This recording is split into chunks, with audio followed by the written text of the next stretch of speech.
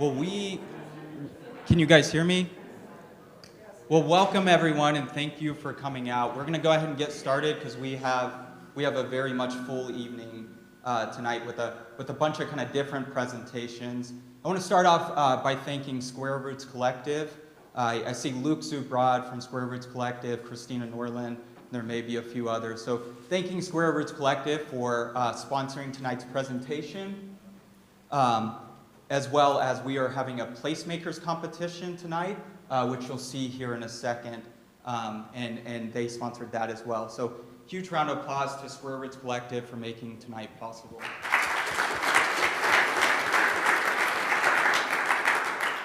I already forgot to introduce myself, and that's why this slide is here. So my name is Bo Wright. I'm the executive director for what is now Kennett Collaborative, formerly Historic Kennett Square. So we just kind of went through a name change, so we are Kennett Collaborative, and you'll be hearing more about that.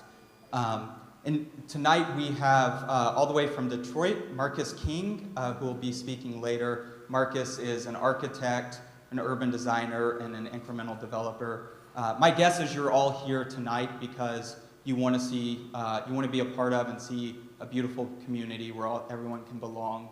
And part of belonging to a community is, being able to afford to live there, being able to afford to participate, and even being able to afford to be involved with the development of that community, to be involved with the buildings and structures that make up a community. And that's a lot of what you'll hear from Marques tonight as part of his presentation. But we're going to get started with the Placemakers competition. So I will start with that. Unfortunately, one of the presenters for the Placemakers competition was unable to make it tonight. So I'm going to share that. This presentation, or this kind of idea, was presented by James Moore. But a little bit of the Placemakers competition, we put out this idea a few months ago, for kind of calling your best ideas for how to improve the community to these little kind of small changes. There's a $1,000 prize on the line for these ideas to make the idea happen. We actually have and spread the word about this, we have an adult prize, which we'll hear tonight, and we have a youth prize coming up, and you'll be able to see presenters for that at our next speaker series event in January.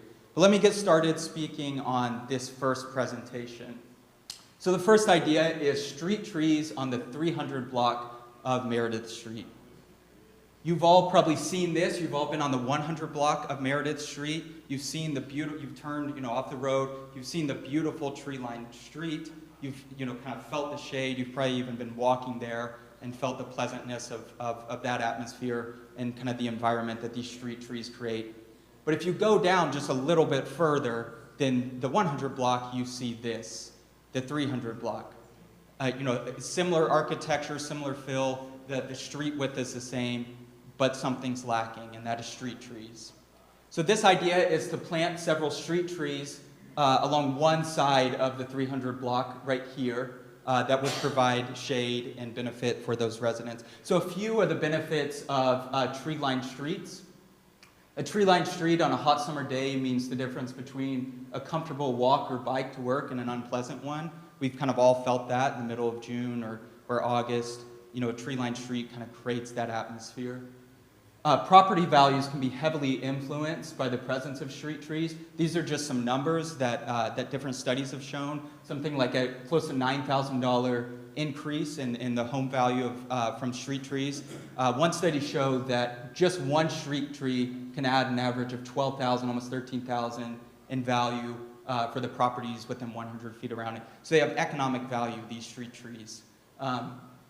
The street trees are shown to lower the average driving speed, making it safer for both pedestrians and cars to travel down that street. As you kind of create this clustered feel, you're driving down the street, it encourages people to drive slower.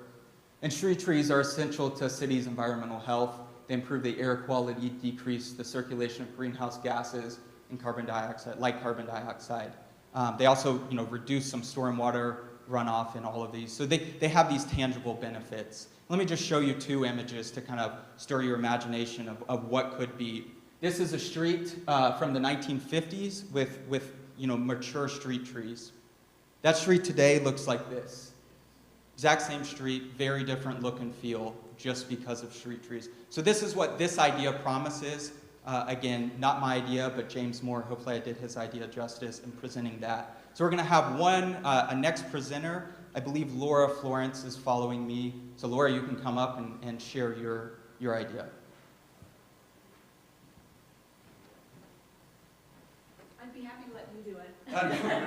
Here's that. Here you can All right. slide right This there. is advanced? Yes. Okay. All right. I have my little notes, so hold on. Can you hear me okay? All right. All right. Okay. I'm going to give it a try. First, I do want to thank Kenneth Collaborative and Square Roots Collective for making this opportunity for all of us to create a better community. So, my project is called Meadowitos, meaning little meadows. And the idea is to really, it's a small idea with a lot of big potential. It really is addressing the idea of fragmentation, both environmental and social. I'm kind of nervous, so sorry. But a meadow is a beautiful thing. It always brings, can you hear me okay? Okay.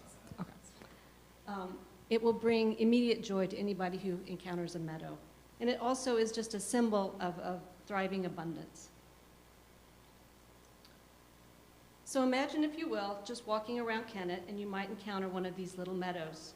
And you might see a group of school kids bent on investigating that little meadow, looking for ants and bees and butterflies. And they might have little hand lenses and notebooks. And they'll have plenty of enthusiasm because they're discovering a lot of life there. And maybe on another day, you might see a different meadow, and you might see a high school student working on a project, maybe taking data and writing some notes to do some kind of research project on environmental factors in an urban setting. Or maybe you have a favorite young person that you want to take on a walk to see how high those flowers have grown that you saw last week. You might see lots of bees and butterflies, and you might even see a hummingbird. These little meadows are more important because they're also building pollinator pathways, which were a really important part of our environmental health. And this will be a beginning to restore and strengthen our environment. Also, supporting pollinators supports life. Simple as that. And Meadowitos will offer also areas of wonder and opportunities for further education. By selecting suitable plants, these little Meadowitos will be essentially self-sufficient. There'll be very little need for water or ongoing fertilizing, and no intensive training or tending once they're established. They're pretty hardy. We're going to pick plants that are specifically suited for these kind of environments, such as, let's look at this some longer. Big blue stem, little blue stem, Indian grass, and prairie drop seed are some of the grasses that we might incorporate. And then the flowering plants are plentiful. We could use cardinal beard tongue, goldenrod, aster, meadow mint, bee balm, beer balm would be nice too. It's Kennett. Butterfly weed, et cetera, et cetera. So the 4 areas I've located for this project are areas that transect the railroad crossing tracks at 4 different areas. At Center Street, which is just south of Cedar Street, and then again at Union and Broad, which is kind of at the edge of the little train depot park and an apartment complex, and then finally at Walnut Street, if you can envision that, where the Works is, and across from that, Craft Bus Terminal. So all 4 of those areas intersect major streets and have the rail line crossing over. So basically what this project will do, it will transform a barren area into one of abundance. It will take a weedy walkway, I'm clicking too fast, a weedy walkway, and make it a beautiful pathway. It will take a patch of dead soil and create a vibrant garden. The materials are going to be pretty simple. We'll need some black plastic to kill weeds in certain areas. We'll get some perennial sets to establish the gardens, and then we'll supplement them with seeds from the Kennett Library Seed Bank. We will have some signage so that people know what's happening and can get further educated about the project. And we'll probably need some water jugs just to get it started. and then for any kind of drought-tolerant drought events that we might have. The rest is going to come pretty much for free from volunteers and free materials. So these meadowitos, once established, will be beautiful additions to our town, but they also offer a very important potential for growth. They could be expanded across the entire line of the railroad track, transecting kind of the east-west corridor of Kennett. They could also start to incorporate some of the trail systems that we already have, and some people might decide to start converting their yards, their landscaping, to pollinator gardens. Even businesses might start to reconsider how they're landscaping. Another factor is they will create community engagement. I'll do like Bo, I'll just read off the screen. They will create community engagement and be very accessible and attainable to everybody in the community, both physically, financially, emotionally, and culturally. And they will encourage social and environmental connections that can foster caring for our place and attachment to the environment. So I'll leave you with this poem by Emily Dickinson. It's all I have to bring today, this and my heart beside, this and my heart and all the fields, and all the meadow wide. Be sure you count, should I forget, someone the sum could tell, this and my heart and all the bees, while in the clover dwell. Thank you very much.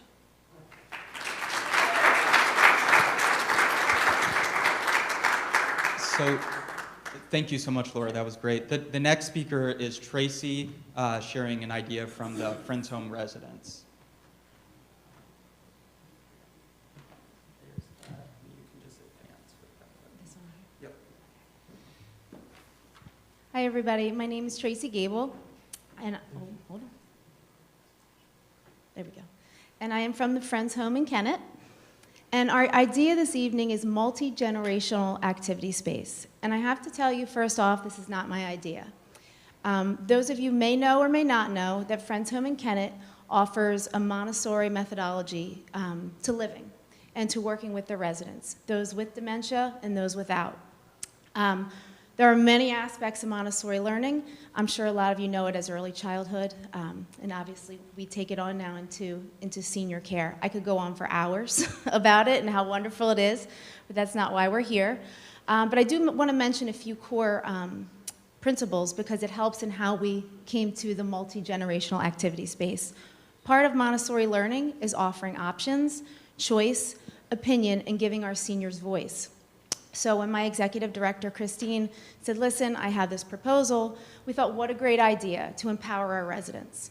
Our residents live in Kennett, obviously. They live on the main street. They're here, and I asked them, I said, what could we do to make, your home better? And I have to tell you, it was a beautiful Montessori experience, to be honest with you.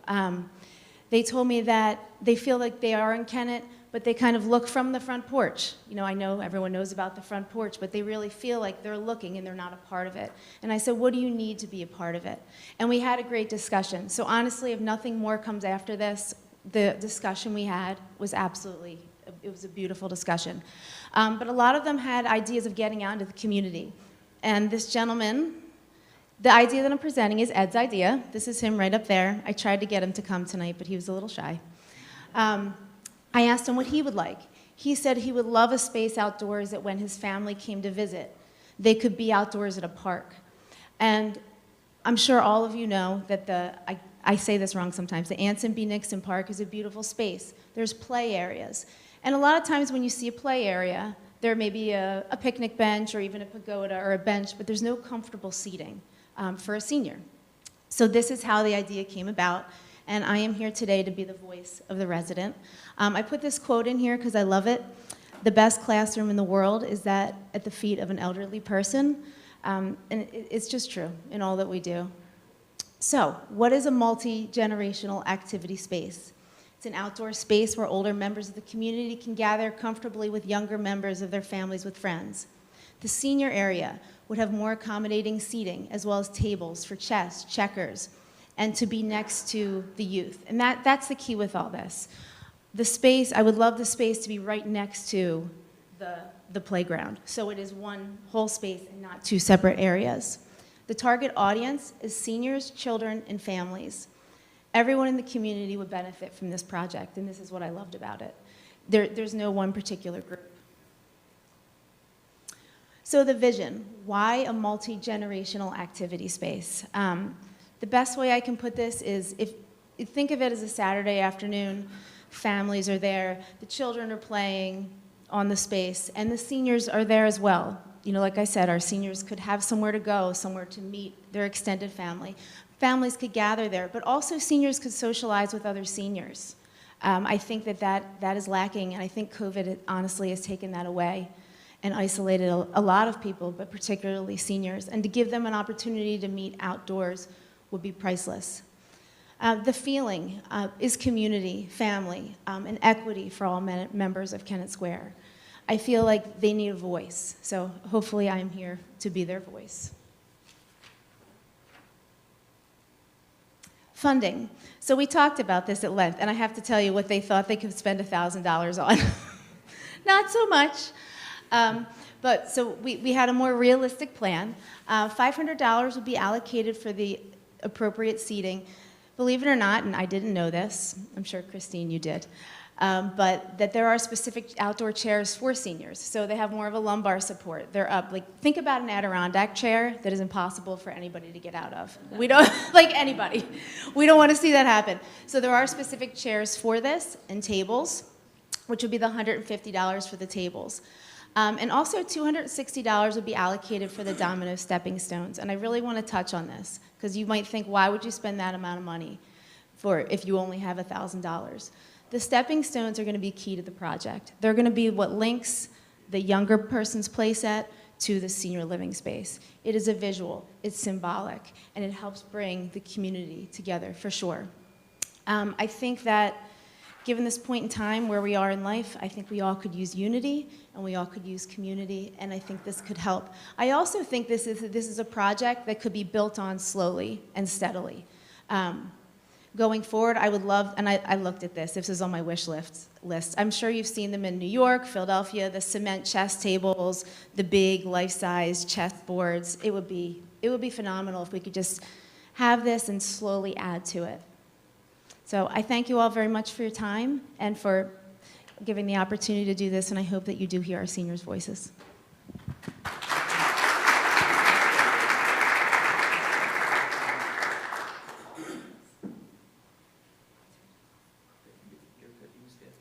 And Laura, if you can come up here real quick, and then I don't know if you have your color. You don't have your color. We'll call it out. So everyone that came in, first off, Tracy, thank you so much. All of these ideas were great, and we're excited to present them. Now we have the opportunity to vote, so you guys can come over to vote on your favorite idea. So everyone here has the opportunity to cast a vote. We're going to count them up, and at the end of the night, we'll choose a winner. So how are you going to vote? Everyone that came in should have received 3 tickets. There are 3 different colors. There's a green, there's a white, and there's an orange. So we're trying to kind of represent the idea. So the white idea, or the white sheet of paper, the white piece of paper that you have will be for the street trees on the 300 block of Meredith. Tracy's idea, you would cast a yellow ticket, orange ticket, thank you. And then for the Meadowitos, you would cast the green one. So we are in a church, and so we're gonna honor this as a church. We actually have, he doesn't get to do this on a regular basis. The pastor usually stands up here when the offering is taken, so he gets to walk around with the offering plate. So we're gonna pass the offering plate, cast your vote in the offering plate, and we'll announce the winner at the end. So let people go ahead. And again, white, orange, and green. Just one vote. You have one vote. I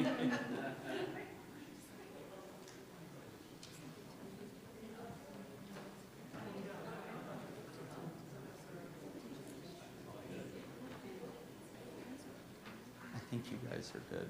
Yeah, we'll figure it out at the end.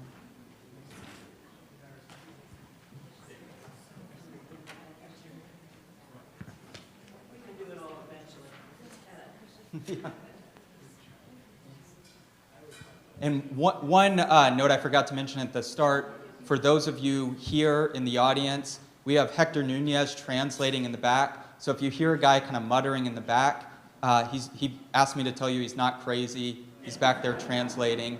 This is available in real time in Spanish for our Spanish-speaking residents.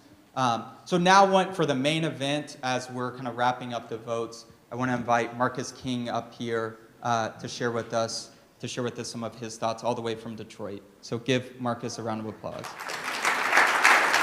You're good. Can you guys hear me? Somewhat. Let's see if I can adjust this a little bit higher. How about, is that better? All right, perfect. Thank you, Bo, for that introduction. Thank you to the people of Kennett. I also want to thank the shepherd of the house, Pastor Andrew, I think it is. Thank you for opening up the house of God for this community event. Also want to thank Kennett Collective, also for putting this on, as well as Square Roots as well, for putting on the event. And I recognize there are Spanish speakers here, so buenas noches a todos. Estoy feliz de estar aquí con ustedes.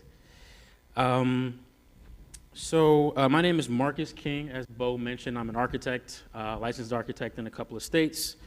Started off as an urban designer, and then from there branched off into development, particularly at the small scale, mainly because of this sort of loss of identity of place that I began to find as I began to practice as an architect, which is one of the reasons why I got into development. Once you operate as an architect for a couple of years, you realize who actually pulls the strings on a lot of these projects, and it's the people with the dollars. So I sort of got involved in that.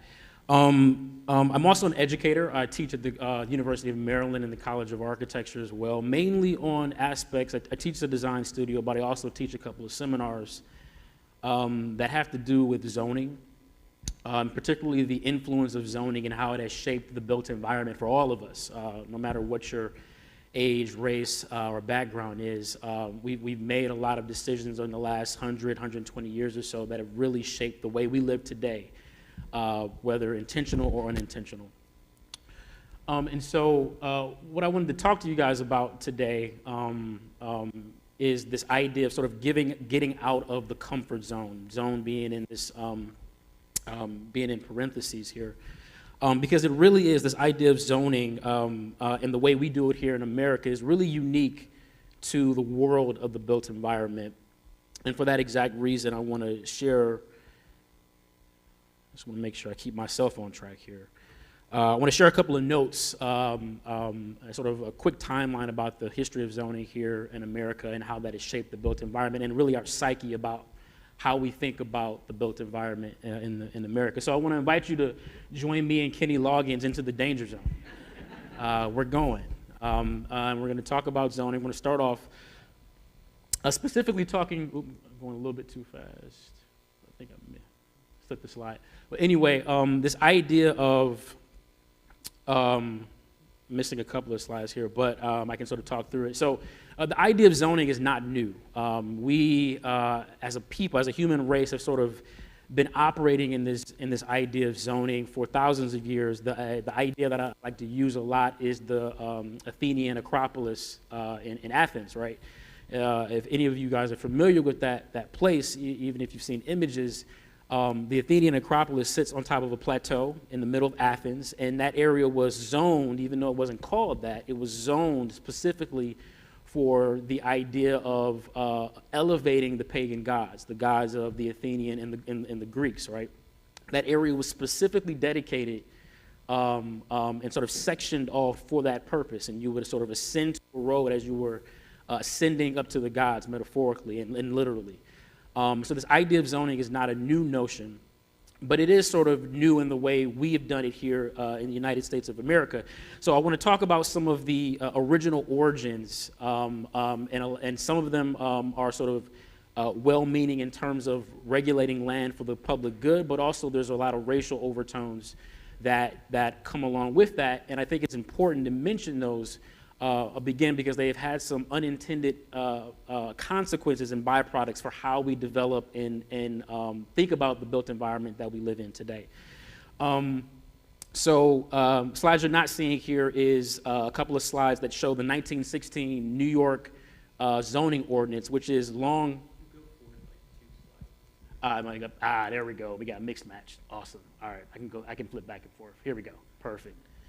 The 1916 New York City zoning code is long remembered and heralded as the nation's first comprehensive zoning code. This is true, comprehensive, yet before the passing of the 1916 zoning code, the nation's first comprehensive citywide zoning code, we have 6 zoning ordinances that were passed that I could find through my research. 6 zoning ordinances that were passed ad hoc at the city level and the municipal levels before the nation's first comprehensive zoning code. Only two of them have everything to do with matters that are strictly formal, meaning they're only concerned with the building form and the spaces that they create as a byproduct. So one being Washington, D.C., which passed a law in 1899 that restricted all buildings within the federal district to be 130 feet or lower. And that was for the purposes of making sure that the Washington Monument was the tallest thing that you saw when you came to the city. And then Boston also passing a height restriction in a specific district within the city of Boston. So it's only 2 out of these first 6. The others have to do with use and or the users, right? The use and or the users. And here for the first time in the turn of the 20th century and the late 19th century, we're starting to make this connection between how we regulate our land. This has never been done before. How we regulate our land and the connection of use and the users, right? So let's look at a couple of these, and I'm going to go back to get my slide from the Wikio case, and Sheriff Hopkins, I keep forgetting his name, who was the sheriff of San Francisco County, regulating or policing the city of San Francisco. And this case is very interesting because it's the first time that the 14th Amendment gets challenged at the Supreme Court level, right? The 14th Amendment giving equal rights and liberty and due process under law for life, liberty, and the pursuit of property, no matter your race. This is the first time, from a real estate standpoint, the 14th Amendment gets sort of tried at the Supreme Court level. The case here being that the city of San Francisco passes a law stating essentially banning laundries.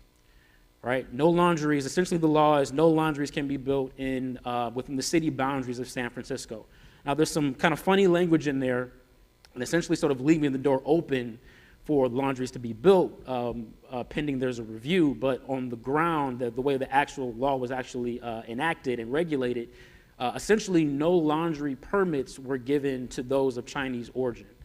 And so we have to understand this law, we have to look at the context a little bit. We have to understand what's happening around the same time. There's the Chinese Exclusion Act that got passed 6 years earlier. There were laws passed specifically in the state of California that made it illegal for anybody of Chinese descent to work in any place outside of laundries and restaurants, right? So they just couldn't find work anywhere because the state of California banned them from working in certain areas. In addition to that, there was a tax, a Chinese tax, that if you did get a job in any of those other arenas, you were sort of given an additional tax because you were a Chinese immigrant. And so again, we have this instance of a law that is seemingly harmless, but disproportionately disenfranchises a certain user, right? The fact of the matter is that at that time the law was passed, 90% of all laundries in the city of San Francisco were owned by, you guessed it, Chinese Americans or Chinese descendants, right? And so again, on the surface, a seemingly harmless law, but when we dig deeper, it actually disenfranchises a specific, in this case, racial group. So again, this was the first time that these sort of land regulation laws were being created to disenfranchise a certain group based on use and the user. I'm going to say that a lot tonight, this idea of regulating land based on the use and user.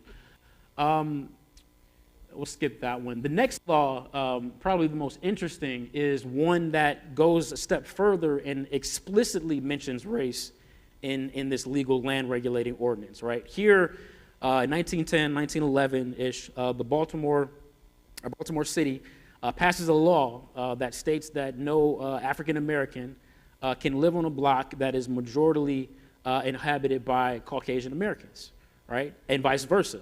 No white person could live on a block that was primarily inhabited by African Americans, right? In addition to that, the law also stated that if you were building new in the city, you had to, on your permit, mention which race your building was for, right? So imagine having to do that. You go down to the building office, you sign for a permit, you have to say, oh, my building is for black people, or my building is for white people, right? That's what this law is saying, right? So again, this is a sort of landmark instance because it's the first time that race is specifically mentioned in a zoning law, a land regulating law, and it specifically calls out a race, or races, it's both white and African American, right? And then on record, this is what the mayor of Baltimore at the particular time said about the African American community that was sort of migrating to his city as they were coming up from the South to sort of flee Jim Crow law and the beginnings of Jim Crow law. This is a comment that he went on the record saying, recorded in the Baltimore Sun. And so I show this to show what the sort of motivations might have been for the creation of such a law, the creation of such a zoning regulation. Again, zoning technically doesn't exist at this particular time, not until the 20s, and we'll talk about that. But these are the sort of antecedents for zoning that would be to come in the next 10, 15 years or so. The last law that I want to talk about is this decision called Buchanan versus Worley, which happens in Louisville, Kentucky. And the law is pretty much the same as the one in Baltimore, essentially stating that a black person cannot live on a block that is majority inhabited by whites and vice versa. The law gets brought to the Supreme Court. Excuse me. And again, this is about 7 years later after the Baltimore law is passed. So that law is allowed to, operate for about 7 years uncontested until this Supreme Court case, in which the Supreme Court rules in favor of the plaintiff, who is essentially accusing this African American of not following through on his purchase.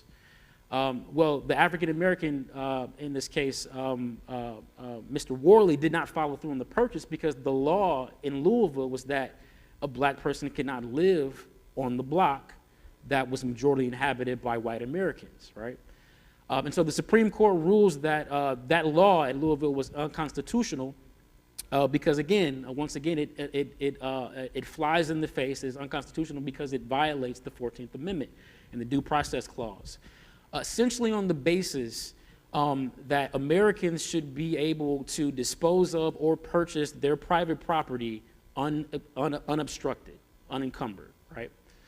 And so that's really a good thing. On the surface, it helps to mitigate and is really in favor of segregation, right?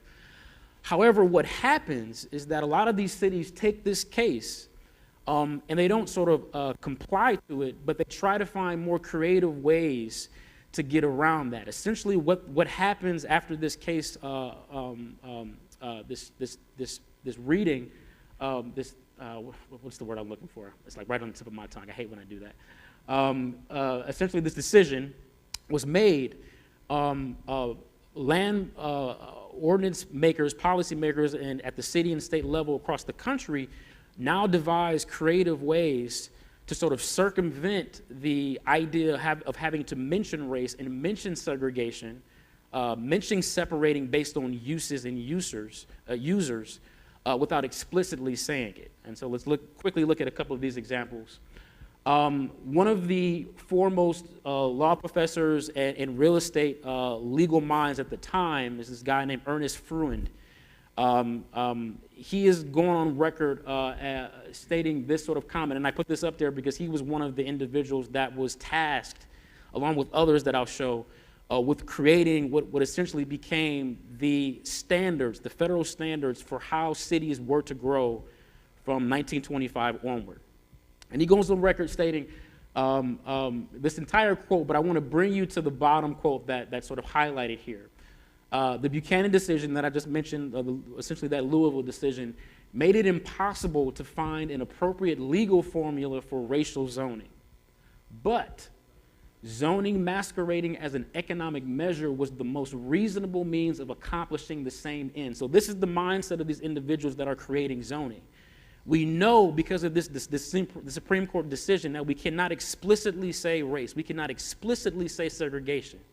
So what we can do is find other mechanisms, political and economic, that don't explicitly say race, that don't explicitly segregate or say segregation, but they get to the same end. And that is the motivation behind a lot of the zoning laws that were created back in the 1920s. 31st President of the United States, Herbert Hoover, who was the Secretary of Commerce before that, was tasked with creating a federal standard for zoning for the United States writ large to adopt at the local level, the state and the local level, for the purposes of essentially training municipalities and guiding them on how to grow. And that happens with these two pieces of legislation passed in the 20s.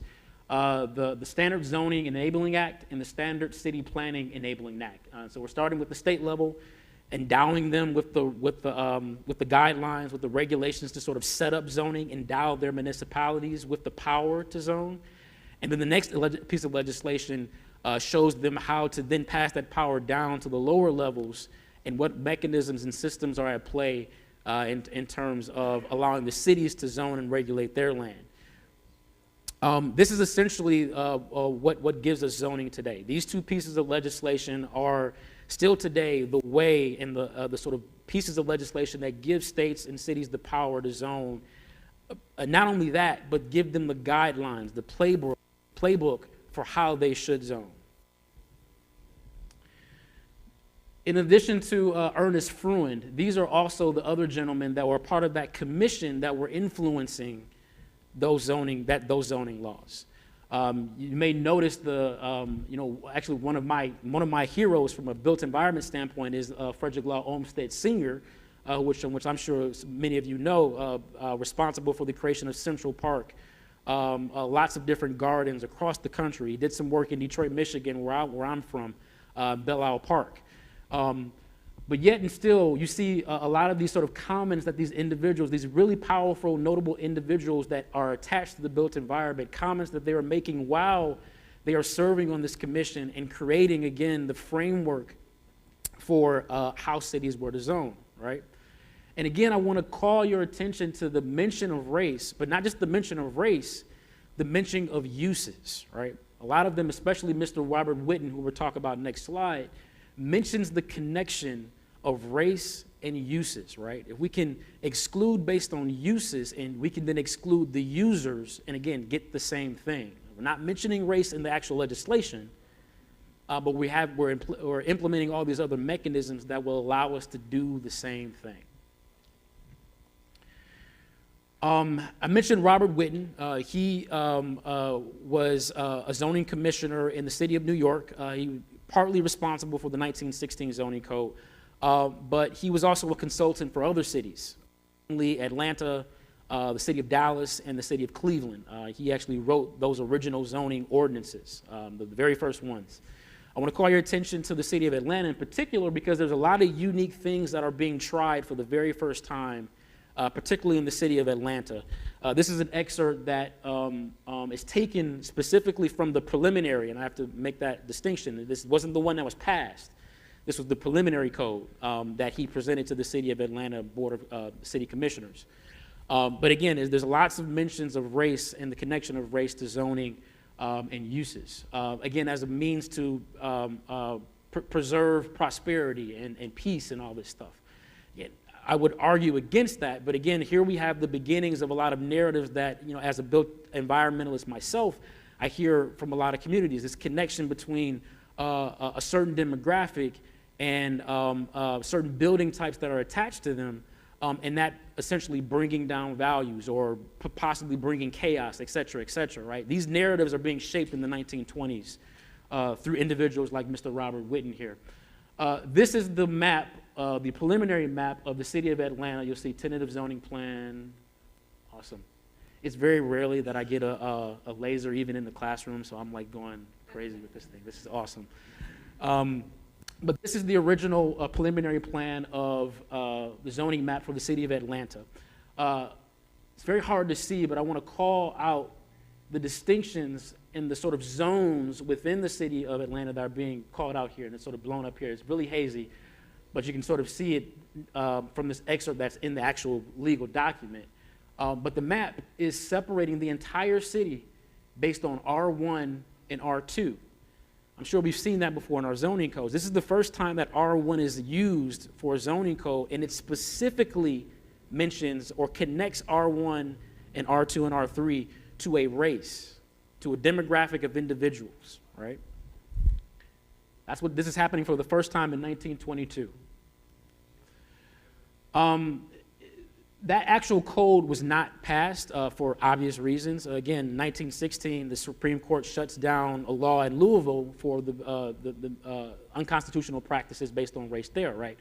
So the city commissioners in Atlanta are smart enough to know that we can't explicitly mention race, so they changed it, but they only changed one thing. All they changed was the label, right? The mechanisms that were attached to that label stayed the exact same, right? And so here, this is actually some work that my students did in the class that I teach. And so on the left, we have an image of that zoning code, and for clarity purposes, I'm using color to highlight those racial zoned districts, right? So purple represents, as the code states, a white district. The blue greenish color represents a colored district. And then the R3 represents, the yellow district represents the R3 district, which is essentially the expansion of the R2 district. That's essentially what they become. On the right, 10, 15 years later, you have the HOLC residential security map, more colloquially called the redlining map. And you can start to see connections between the zoning and the redlining map, right? So let's look at it a little bit further. If I take the purple areas here, actually let's start in the inverse. If I take the blue areas, areas where African Americans and immigrants are allowed to only live. If I take these blue areas and I juxtapose them over the redlined areas, or the redlining map, I should say, you'll begin to see exactly where they fall. They fall right in the middle of the redlined areas, right?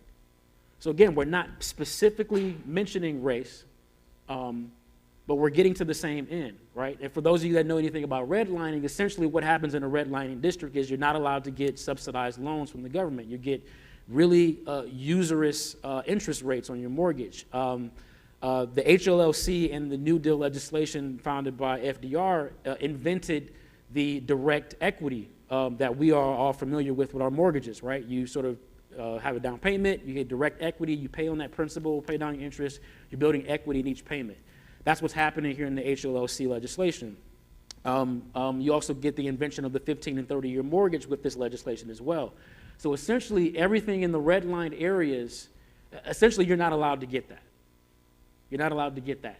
This is important because we're making connections between zoning by a use and a user, and then putting political and economic layers on top of that don't necessarily mention race, but they do the same thing as if I were to mention race.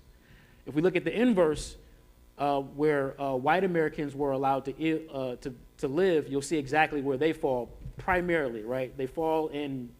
Some fall in sort of the red line areas, and you have to, the maps are like 15 years apart from each other, so they don't necessarily match up directly. But for those of you that have been to Atlanta, you start to see the connections, right? The white areas were allowed to live in the places where you were allowed to get those financial benefits from the New Deal that was passed. I have a lot of these, and my students do a lot of these sort of comparisons, but I just wanted to show one just to sort of make the connection that's really clear. This is the city of Minneapolis. The pink area here is everything that is R1, right? So again, we've moved past the sort of calling it a white district now. It's just R1 zoning, right? All that is on the outer extremities of the city, and then everything else in the city is, whatever else. It's not a single family house, right? If we see this and we look at this, again, we can see the same pattern, right? The areas that are high value, green, blue, a little bit of the yellow, are all on the outside extremities of the city. Same here. The R1 zoning is all on the outer extremities of the city. And we can look at the inverse. The red line areas are concentrated in the core of the city, right?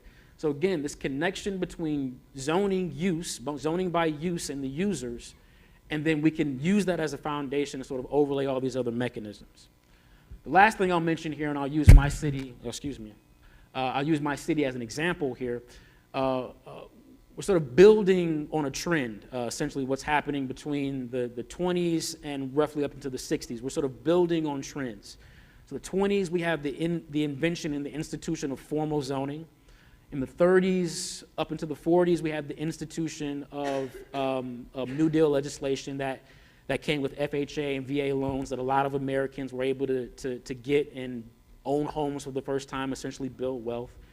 And then now in the 50s and 60s, we have another piece of legislation that is going to use zoning maps and those redlining maps as a guide for how our federal interstate system would carve through our cities, right? And so I use this to illustrate this point. Here we have where the African American population was in the 30s and 40s. This is at Paradise Valley. This is actually where my great-grandparents migrated from, Mobile, Alabama, and settled in Paradise Valley. We can see that falls exactly where redlined areas were in the city of Detroit. But then 15, 20 years later, we're actually completely destroying that neighborhood by running a freeway directly through it, right? And again, these fall directly in line primarily, with where these devalued redlined areas are, which just so happens to be where a lot of immigrant populations, in Detroit, a lot of the immigrant undesirables at the time were Italians, African Americans, a lot of Mexican immigrants that came up. They sort of lived in this area, right? And they're having their entire neighborhoods destroyed through this legislation that was marketed as public good. So I say all that, and we'll move on a little bit to talk about some of the ills of zoning by use and by the users, to again lay the foundation for what I don't think a large swath of the American populace recognizes, that the way we zone and regulate our cities based on use, in some cases had some pretty admirable motivations, trying to form a quality in terms of the form and the experience of the city, but a lot of them were based on these really racial and segregated motivations, right? And we have to remember that. Again, I'm a firm believer of knowing your history so that we don't repeat it, right? And so, this is why I love, and I'm a history buff. But when we know the sort of motivations for the system that we sort of operate in today, we can really rethink, is that the way we want to grow? Is that the way we want to regulate? Is that the way we want to move forward, right? Knowing what we know about the systems that we operate in. So let's move on and talk about the ills of zoning in that sort of manner. So Kevin here is appalled because he looks at our cities and he's like, whoa, what are we doing, right? What we've done is created a system that primarily focuses on land and what it can be used for. It's regulated on who can use or who can occupy the land, and regulating who has access to the land. Now, this is not a foolproof sort of blanket statement. There are obviously places within our country that don't completely zone this way, but for most of us, this is the way we zone our cities, or what I should say is how we focus our zoning in our cities and in our towns and in our boroughs and in our villages, right? What that has produced is a city that is segregated and disjointed and sprawling in a lot of places. It lacks spatial form and quality spaces. A really critical one is that it values land based on the uses and not on the productivity or the economic efficiency of that land. And we'll talk about this idea of value per acre a little bit. I'll touch on that. The cities, the environments that we live in are focused on our machines and our tech rather than the human beings first, right? I think cars are a perfect example of that. And then something that from an architectural and aesthetic standpoint, we've created places that are placeless and timeless, or time sensitive, I should say, meaning that they are very much a byproduct of that very moment, and once that moment passes, that place sort of ceases to exist, right? As opposed to places like, I would argue, downtown Kennett Square, which is a very place-sensitive place, a very timeless place, right? You know, it's sort of one of one, right? And it's very unique to this place. And that's really good fabric to be part of. So let's talk a little bit about some of these uses. This is an excerpt from that very same 1922 Atlanta zoning code. And here again, we have some of the first instances of putting the single-family dwelling up against essentially everything else, right? And sort of putting one against the other and making one seem like it's bad and making one seem like it's good, right? And I would argue that there's good and bad things about both of them, but here it's one or the other, right? That's the narrative that this zoning code is trying to put forward. In addition, we're also stripping out the stuff that we need to do and use on a daily basis, right? It's putting a completely residential neighborhood up against a neighborhood that has a corner store, that has a laundromat down the street, that has a little market that's owned by somebody who lives in the neighborhood, right? That has a bar or a shop or a barbershop, et cetera, right? It's putting that against this sort of single-use dwelling, right? And so it's asking you, when is it time to zone? When we have sort of building form homogeneity or building use homogeneity, I should say, or when we have a little sprinkle of a couple of apartment houses, right? A little bit of density. I like to call it responsible density. And then we're putting that sort of same homogeneity up against a mix of uses, right? And so we're mixing uses with stores and other dwellings, et cetera, right? As opposed to sort of just keeping it in one area and then having everything else be sort of one thing, right? This is the first time we're sort of seeing this in the Atlanta 1922 zoning code. Architects and urban designers are also philosophizing about, based on these new zoning phenomena that's coming around in the 20s and 30s, they're sort of pontificating on what the cities could be if we separate everything. And this is from an excerpt from Frank Lloyd Wright's Broadacre City. A lot of people don't know that Frank Lloyd Wright dabbled in urban design a little bit. He's not just known for his houses, but he here is thinking about how can we reorganize our cities based on the technology that we have, the cars, the roads, et cetera, but also based on this new way of thinking about how we regulate land. And here you can clearly see everything has its own area, right? You got small houses, medium houses, small industry, big industry, arena district, larger houses, school district, zoo district, community church, a county seat, government area, right? Imagine, I can kind of imagine if I lived up here in a medium house and I had to like brush all the way down here to get to the clinic, right? Again, we're separating all these uses, and this is a fancy one. It's got a vineyard and an orchard, Markets are over here, right? So everything has its specific place in the city. We're completely separating the sustainability in our cities, right? And we're giving a certain place a use, a specificity to every single area. No more mixing. That's not what we do anymore.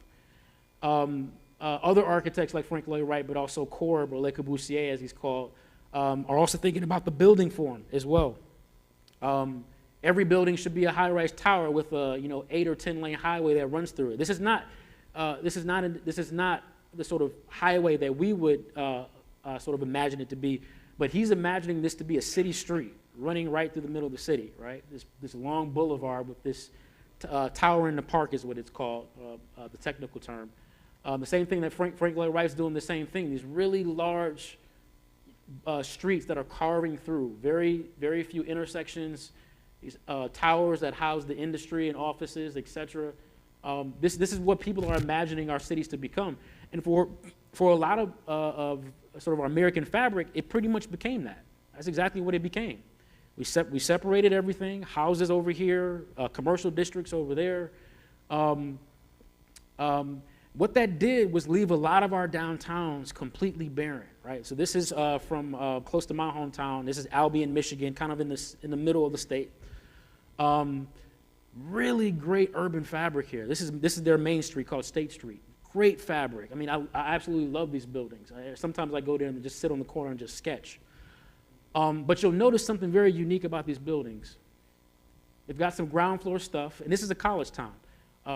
Albion College exists here. They got some ground floor stuff. Some of it's sort of infill, but at top, all these second and third floors are completely empty. Why is that? Because the zoning made it illegal. You cannot have any residential based on the zoning code in this area. You literally can't do that. And so this is still today. This entire downtown is sort of a ghost town after like 5 o'clock because it doesn't have any sort of residences to sort of bring it life and occupy some of these great buildings, right? Again, you are forced to live in another area of the city, right? We're separating the uses. And sadly, this is the fate of a lot of our cities when we sort of exclude use and you inextricably also, as a byproduct, exclude certain users. I love these buildings. My friend Neil Heller calls these ACUs, or accessory commercial units, which I think are fantastic. These are some that I find around the east side of Detroit, where I'm from. They were essentially made illegal in 1930 or so, when Detroit adopted its first zoning code. Essentially made all this stuff illegal. All this is sort of pre-1930s stuff. This is sort of natural people organically sort of adapting and being flexible with their property, their own private property, to adapt their property to the way that they want to live, right? So imagine, you are not even a person that sort of doesn't have a lot of money, but just somebody that wants to start a business. This used to be an ice cream shop back in the day, but it's attached to a house, right? And you have good urban form here, but this is what can happen when you don't regulate on use, right? Still good urban form. You're allowing the person there who lives in that house to also subsidize that mortgage by adding a revenue generating piece to this piece of property, right? Which makes it more sustainable and affordable for him, right? But again, because of zoning, you don't allow any of that flexibility. You'll hear me say this term, sort of not regulating on use a lot, and we'll talk specifically about some alternatives here. I'm not here advocating for the complete eradication of regulating uses. There are instances, I believe, that should be regulated. You obviously don't want, a whole bunch of residential areas next to a toxic facility, right?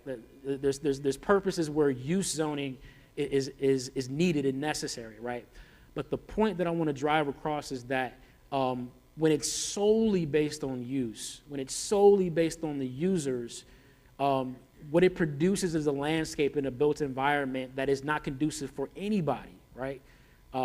Everybody has to sort of live in these environments, and we're making these environments that are not sustainable and efficient for everybody because of these zoning systems that are set up. And I would love to actually develop one of these buildings. And you see them all throughout the town. Again, pre-1930 stuff all over the place. People that built a house or had somebody built it for them, and they added a little bit onto it because they wanted to, generate a little revenue, start a business, whatever, right? I think these are beautiful buildings. Another ill of the 20th century zoning is this idea of efficiency. This is a great sort of illustration done by a sort of data analytics firm called Urban 3. They do a lot of these sort of visualizations on the economics of cities. This is taken from a city called Lafayette, Louisiana. And essentially what this is stating is that in 1949, here's the population of the city at that particular time. The efficiency in terms of an infrastructural standpoint is that we had about 5 feet of pipe per person within the city, right? It had about 2.4 fire hydrants per 1,000 people, right? Fast forward to 2015, we've obviously increased our population, but the efficiency is what goes out of proportion, right? We're not building based on the same efficiency. Yes, the population is naturally going to increase, but why can't we keep the same efficiency, right? This is a sort of a different way of visualizing sprawl and uncontrolled growth and zoning that is based on uses and limiting certain parcels and pieces of land specifically to one use. If something can only be one thing forever, right, you constantly have to repeat that over and over again instead of allowing parcels to sort of morph and change and be adaptable as our society, as our culture, as our economics, which changes all the time, changes, right? We need a zoning code to be able to adapt to these changes. This hurts the city, right? Because we've got to extend our pipes. We got to extend sewer lines. We got to extend water lines. We got to extend electrical services. We got to extend all this infrastructure. We have to extend the scope of our fire department, our police department, but we're not getting the efficiency of those tax-paying citizens that are living on that block. And I'm very sorry that you can't see this. Maybe I can go back. Nope. Essentially what this is showing, and it's probably just because this is a really large image, but essentially what this is showing, on one side you have 6 blocks, which looks like it's being replicated twice here. You have 6 or 9 blocks here, and you have a big box Walmart, Target, pick your pick. The value of one is higher, the raw value is higher for the Walmart than it is for the 9 blocks. Yet, when you divide it by the amount of land that it takes up, the value of that land is much higher for the 9 blocks than it is for the Walmart. Why is that? Because we're using a smaller amount of land and we're packing a responsible amount of density within that land. So we've got more uses, we've got more tenants, we've got more taxpayers, we've got more commercial tenants. We have more people to sort of absorb the cost that it's going to take for the city to extend those services and service those buildings, right? As opposed to the big box building where you have, say, a 20-acre lot that has one use with a really large parking lot on it. Parking spots don't pay taxes, right? Buildings do and people do, right? So again, we're devoting a large swath of land for one use that's not paying as much into the sort of collective community kitty, if you will, that you would when you have a sort of a diversity of uses, and you only get that diversity of uses but not regulating it as much and allowing the form to be what you regulate, which we'll talk about after this. So I showed this cartoon. This was created by one of my mentors, Diru Tadani. It's specifically talking about pedestrians, but you could ask the question for a lot of things, right? Essentially, what are we creating our cities for? What are we actually building for? Are we building for people, human beings, and how they experience the city, or are we building for the technology that should be in support of those human beings, right? And that's really the question that we have to ask ourselves. That's really what creates value. So quickly, I want to talk about the historical case for adaptable and flexible zoning, and I use zoning in parentheses here because zoning didn't necessarily exist back then. It was sort of a de facto way of sort of creating cities. Many of you guys may have heard this maxim, form follows function, right? Famous architect Louis Sullivan, who essentially invented the skyscraper. This is his sort of way of thinking about this new building type, the skyscraper. Form should follow function. That was the way he designed his aesthetics. I think this maxim gets abused a lot. It sort of becomes canon law, and I like to challenge it a lot. I like to say form before function, all right? Form before function. Essentially, form before use. Right? And that's primarily because, again, uses change. The need for uses change. Our markets change. Our culture changes. Our economics, as I mentioned before, change all the time, right? And you need to be able to have a zoning code that can adapt to that change, or you'll essentially set aside certain communities to being stuck in the past, being one thing and being one thing forever, right? And so what's really important here is the form of our cities, right? What do we experience, right? What is the character? What is the image of the city that we want to? We can allow uses to be interchangeable. They can change as our whims change, as we're in flux, as our culture changes, as our economics change, as our politics change. By not regulating on use, we can allow what goes into these buildings to also change easily, but the form, the way we experience space has been universal for thousands of years, right? The example I like to use a lot is, humans have always liked to feel like they're sort of safe and in a, not claustrophobic, but in a enclosed space. We seek shelter. Think about the cavemen, right? And them sort of seeking shelter in sort of a cave, right? That sort of innate characteristic of the human experience is pretty much unchanged, right? We want to feel safe in the spaces that we're in, right? We don't want to feel sublime, we want to feel comfortable. That same maxim can be applied to the places that we live in. So from an historical perspective, again, we've been building the same way for literally thousands of years. We've built cities the same exact way. The character may change, or what I like to call the wallpaper, the style of the buildings may change, but the form of the way we build cities has really not changed for thousands of years. And I use these examples to sort of prove this point. This is the city of Miletus, a Greek town. On the right, you have the city of Timgad in modern-day Algeria, Africa, which was colonized by the Romans, and this is the city they sort of set up.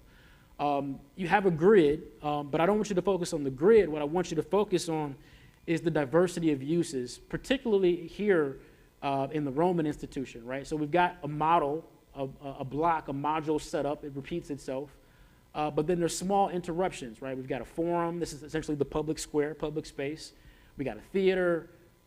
We got a couple of baths that are sort of sprinkled into the residences here. Some commercial spaces that are sprinkled in here, especially along the edges here. So we've got a mix of uses. We're not regulating uses here. We're allowing the uses to be what they want to be, but we've dictated what the form is. We've dictated the street quality. We've dictated the street edge, the wall, the form. And you know, who knows what the actual aesthetic looked like? That's sort of no consequence at this particular scale. The form here of how we experience the city, you know, not tiny streets, but streets that make you feel like you're enclosed, that you're in a safe space. Same thing's happening here. The Romans were the first ones to sort of codify this sort of model in what they call a castrum, or a castra if you're talking about plural. What they would do is when they would conquer a people, they would set up a camp called a castra, a military camp essentially. It had a certain system to it. It had barracks for the military folks. It had a couple of squares, had a bath, had some stables for the horses. This was the government center around the public square, essentially where the commander stayed, etc. And then you had sort of ramparts around it, a wall. That's how we protected cities back in the day. And then you had two main streets. These were the main streets that brought you into the city, and then you have these sort of secondary and tertiary streets that are breaking off of that, right? So what would happen is when they would sort of, after wartime was over and peacetime came, what they would do is just take that exact same model and they would build off that and essentially create the beginnings of what would become a city for that place. So these blocks begin to fill out a little bit. The amphitheaters start to enter here, amphitheaters and theaters, baths. Again, you have commercial and entertainment space, residential interspersed within the residential blocks. Again, we're not regulating use here, we're regulating the form. We're regulating the mass and the spaces that those masses create. In fact, and I again apologize for the screen, but you can sort of see it here. Many of the cities that we sort of hold in high esteem today were created first as Roman castrums. The city of Florence was a Roman castrum. The city of Marsala in Sicily was a castrum. Como, Italy, was a castrum. And pretty much in the English tradition, any word that has chester, caster, or kester at the end of it was begun as a Roman castrum. These words are sort of interchangeable. So think about on the British Isle, you know, all those, you know, Manchester, Westchester, all those were begun as Roman towns that had this same model applied to them as the foundation of that city. I love this diagram from Leon Creer, who's one of the founders of the New Urbanist movement, because I think it sort of centralizes all these ideas that I've been talking about, right? You have a formal fabric. We're not regulating the use, right? This sort of form is universal. You know, you have main streets, public spaces that coincide with public buildings, and those sort of stand out. But then that's sort of interspersed throughout the entire built fabric of the city, the form of the city, right? There's no commercial district all in one corner. There's no churches and, you know, all that stuff just segregated to this one corner. Everything is sort of spaced out within the city, right? We're allowing the city to grow organically. And the form is what we care about. The spaces that people experience are what we care about. Again, this is the way we've designed cities for thousands of years. The city of Rome in particular is one that, again, has existed for over 2,000 years as a city, as a municipality, before it was a nation state, and has gone through a lot of different changes. These diagrams sort of show the growth and expansion of Rome and the decrease of Rome. And I would argue one of the reasons that Rome is still around today is because it didn't regulate those uses, right? It allowed, it had a system, had a framework that allowed it to be adaptable over time, right? We all know about, the fall of Rome, all the different conquests, the different regimes that sort of took over in Rome, all those things sort of happening here, but Rome still exists today. It still exists as a cultural icon for the world, really, right?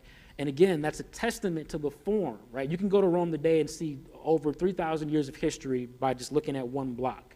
And that's part of its history, right? That's part of its character. That's part of what draws people to places like that. And we can learn lessons from places like that. I love showing this image of Rome because, again, it sort of brings this point home of, again, not regulating on usage. You see a whole bunch of churches, right? There's no church district. They're sort of just spaced all over the place. Again, what really calls your attention is the white space, the spaces, right? This is called a Noli map, and it was specifically meant to document all the places that are publicly accessible to people, how they're able to move seamlessly through public space within the city, right? And again, there's no districts. Who's to say that there aren't residences, a couple of shops, and a bathhouse in this space? We don't know, and quite frankly, we don't care, or the Romans didn't care, right? What they cared about was the experience of the space, right? And so this is Piazza Navona, one of my favorite piazzas in Rome. It's flanked by a church, so it's sort of the head building right there. It has a couple of obelisks in it, and these obelisks were taken from Egypt. But it's a really great space. What's unnoticeable about this space is that this square was established roughly 600 years ago, and these buildings that are sort of undescript, just regular buildings, nicely scaled buildings, but the uses on the ground floor and indeed above have changed over time, but you wouldn't be able to notice. The form has stayed the same 600 years from its inception. These used to be private houses, now they're apartments, right? These used to be stable, for some of these used to be stables for horses for these private houses. Now they've been turned into restaurants and shops, et cetera, right? And again, it's providing places for people first, and then allowing the uses along the edges of this space to change as they will, right? To change as forces change, as whatever changes, right? The same with the plaza around the Pantheon in the center of Rome as well. So the Pantheon's right here, just down the street from Piazza Navona. Same thing, right? It's more about the space and sort of building around these sort of anchor buildings and allowing the fabric to sort of help form the space and allowing the uses within those buildings to change as they will, and as they need to be able to be adaptable. This is a couple of images that I took from visiting when I was in Italy, from a museum, and I like these pictures because it really talks about this idea of allowing the uses to be flexible. So this is one of the forums or the public spaces, public squares of ancient Rome. This is what it looked like before the fall of Rome, and then this is what it looked like after Rome fell. And I like these images because it talks about the transformation of the use, but the space stayed the same for the most part, right? We just occupied it differently. The space is the exact same. We're just allowing this space to morph as it needs to, right? This space essentially became a street, and the street exists today from what it became organically, what it needed to become. This is the way we used to design cities for thousands of years, and quite frankly, the way that a lot of many of the American initial towns were built. We used to build cities this exact same way, knowing what we know, knowing that we need to be sustainable, knowing that we need to have things around us in our immediate proximity for efficiency purposes. This is the way we built cities at the founding of our country. This is a Hastings Street a part of that block that actually got torn out by I-75 freeway, but this was that main street. Some really good fabric here. You can see church steeples, you can see duplexes. In the distance, you can see some single-family houses. You can see markets and clubs and churches and theaters, all sorts of shops, other churches. You see a neighborhood here. You see a lot of fabric, and that fabric sort of mixing as it needs to, right? Again, not advocating for complete throwing away of restrictions of use, but allow it to be flexible so that people can build things as they need to for their particular life circumstances, right? There's a couple of images on the ground on the ground level, right? We got some really awesome stuff. We got a house next to another house, next to barbecue, which looks like it tastes good. Usually these nondescript places that look like this have some killer barbecue. So I imagine the barbecue here was on point. And then you have a flat above it, right? Right next to a single-family house. Over here you have duplex, single-family house, right? I love this image because it's just like the holy grail of mixed use, right? At the small scale, which is the most important thing. You got a house with what looks like a barber shop, which looks like some other stuff, and a moving company right here. This is all one property. This guy, whoever owns this, was able to leverage this property into essentially a money-making machine for that at that scale. And everything's all relative, right? But again, the point here is that the uses were not restricted in such a way that this private landowner could create something that had value not only for him, but also for his community, right? And again, if you look at a lot of our neighborhoods, you can find remnants of this sort of former time all throughout the neighborhoods. You find apartment houses mixed in betwixt single-family houses. Here's a single-family house. Looks like a church. This is actually an apartment building, an eightplex, next to two cottage-style single-family houses. They seamlessly fit. This is one of my favorites. This is also in Minneapolis, single-family house. At some point, they attached two commercial units on the side of it. So the owner of this house operates these two commercial units, and this is a donut shop, which has some amazing donuts. On Saturday mornings, there's a line that stretches around the corner just to get some donuts. The donuts are they're huge. I don't know how you can eat one in one sitting. It's ridiculous. But some really good donuts, right? But again, the flexibility of use allows you to create some really awesome things at the local level. A couple of buildings that I'm operating, that I'm helping to redevelop in Detroit. These exist on the east side of Detroit. These, you can sort of see some of the houses in the background. There's a single-family house right there. Same thing exists for this neighborhood. These are just off the commercial street, so you have commercial, mid-rise multifamily, responsible density, and then you sort of go down another scale to the duplex, to the single-family house, right? So there's a pattern that you can sort of do this responsibly, right? But again, because of zoning, it essentially rendered these apartment buildings illegal for decades. And now with the changes in zoning, we can redevelop these historic structures that were built in the 1910s and provide affordable-esque housing for individuals in this really low-income neighborhood of Detroit, Michigan, on the east side of Detroit.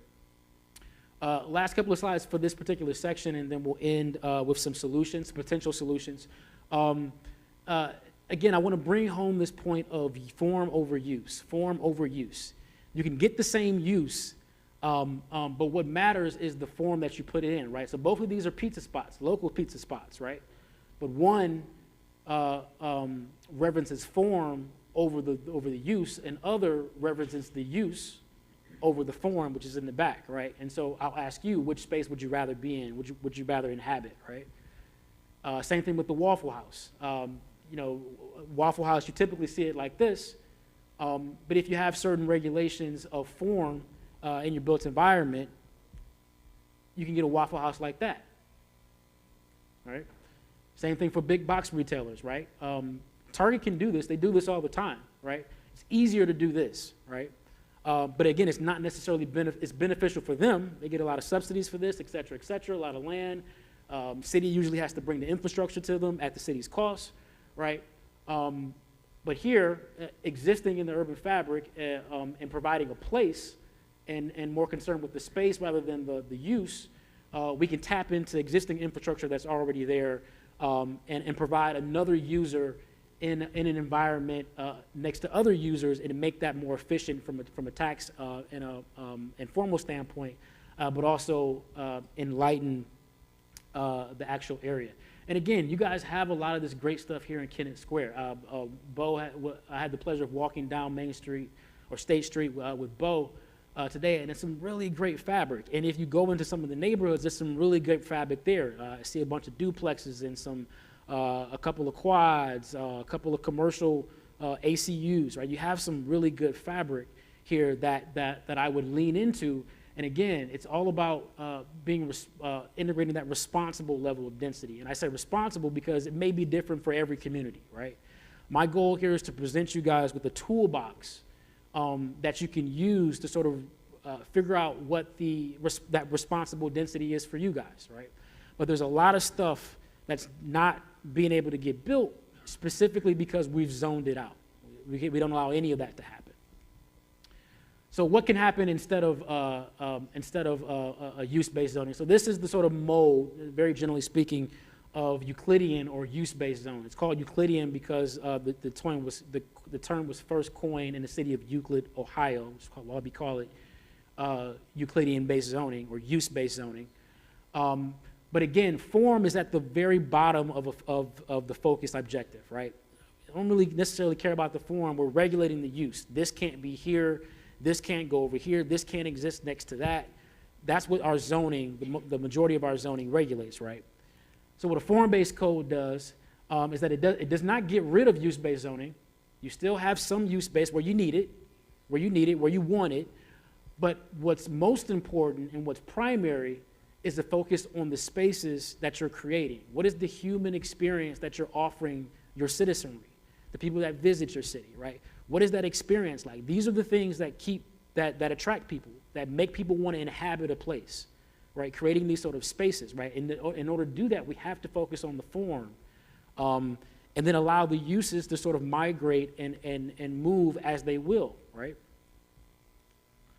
So form-based codes are similar in terms of a little similar in terms of their mapping as use-based codes, but the colors of zoning maps again, represent formal characteristics, right? They represent certain height districts, certain encroachments that you're allowed into the public right-of-way, certain locations and orientations for your building, right? That's what a form-based code does. It doesn't, it can regulate use to a certain extent, but it's more concerned with the form of the buildings and what they're creating. And this is sort of an image from this particular code. So you can sort of see the spaces that it's creating. Again, not a lot of use sort of flexibility here, use regulation here, allowing that to sort of be what it wants to be. You can also regulate based on the streetscape, right? So streets that are, buildings that are adjacent to certain streets, if it's adjacent to, say, for example, this main street here, this yellow street, that street will then bestow upon that private property that's adjacent to that a certain formal characteristic, right? So again, you're defining the street, but then based on a set of rules, you're also bestowing certain formal characteristics on what that building can be, right? What basic things need to happen? Do you want a porch to be, front that sort of street, right? Do you want the storefront to be 50 feet back from the property line, or do you want it to be right up on the street to help the property line to help form the street, right? Again, also concerned with street, you can get into the detail of what the street characteristics like, what the space is like, right? So this is what form-based codes are more concerned with. Again, there's a layer of use regulation in here, but it's not at the level that we are traditionally familiar with, right? It's much more flexibility that's allowed within a form-based code as opposed to a specifically use-based code. Here, we're concerned with the character and the experience of the form, which is much more universal and much more static than uses. Again, uses change all the time. The pandemic is a prime example of that, that sort of happening, right? Uses change, they have to change all the time. They change with their markets and their consumers. And then in addition to that, there's always a conversation about parking. That's usually the first thing that comes up when I present a plan with a team. It's usually the first question that's sort of brought up. This is a set of diagrams done by an Atlanta architect, named Kronberg architect down in Atlanta. And he created this series of diagrams to sort of help people visualize what their actual parking requirements were doing to their zoning code based on the use, right? And so you can see just how much land is taken up on a parcel, usable land is taken up on a parcel when we apply these use-based parking requirements that quite frankly are kind of arbitrary. So what can you do instead of that? Again, we're not getting rid of parking, right, but there's other things we can do. So we can essentially reduce the baseline parking uses and make them independent of use, not require every building, every single building to provide its own off-street parking, consider on-street parking Main Street too, and I recognize that that's sometime a sore spot for a lot of communities, but I pose that as a potential solution for certain areas. Again, this is for the community to sort of decide. Are fantastic solutions, right? How can we get parking lots? And I noticed there's a shared parking structure just off the main street. And then mixed use parking structures, right? You can only generate so much revenue off of a parking structure if we can mix some commercial uses with that. And again, this is only in certain environments where it's financially possible. But again, just trying to present other solutions than what is currently on the books, which is to have, in this case, one space per 75 square feet. That's probably not going to be filled up completely almost ever, right? And that's usable space. And this is some of those shared parking space, parking lots here, on-street parking along the main street, and then a mixed-use parking structure with parking above, and then commercial uses lining the street. The goal here, again, is to provide, when we don't regulate on use, we provide for a wider range of developments. And what a wider range of developments do is allow you to solve a wider range of problems. Again, not saying that this is the end-all, be-all, this is the solution, right? But again, if we can do other things outside of what a use-based zoning code only restricts us to, again, we're widening our toolbox with different things that we can implement to try to solve more modern and contemporary problems that we're dealing with. So the contemporary benefits of doing a flexible and adaptable zoning code, it allows you to keep and retain a lot of the historic character of cities and of towns and of boroughs. So here's a diagram of a former single-family house that has been stripped away, the facade has been kept, and now we're adding 4 levels to it, essentially 4 units. This happens a lot in much denser places like Philly, happens a lot in DC where I used to work. These sort of mansion townhouse apartments are being transformed into essentially apartment buildings, right? Because they have to, uses are changing, right? But the form, the character of the city stays the same. This is one of the reasons why places like certain neighborhoods in DC are really desirable from a character standpoint, because it keeps that timelessness. It keeps that place-sensitive nature form of those places, yet the uses has changed. The uses have adapted as DC has changed, as any place has changed, you name it, right? And then by rezoning and not allowing, and allowing this to be more than just a single-family mansion row house, we can then build new construction that has multiple units as well. So again, it's allowing for that flexibility. This is a project that I did in the firm, I should say the firm that I worked for, we did in DC. This is not an affordable project. I will go on record in saying that. But I wanted to show it because it exudes this idea of regulating the form rather than the use, right? So this used to be a Methodist church. The church moved out to Maryland, but they still own this asset and they wanted to offload it. A private developer bought it.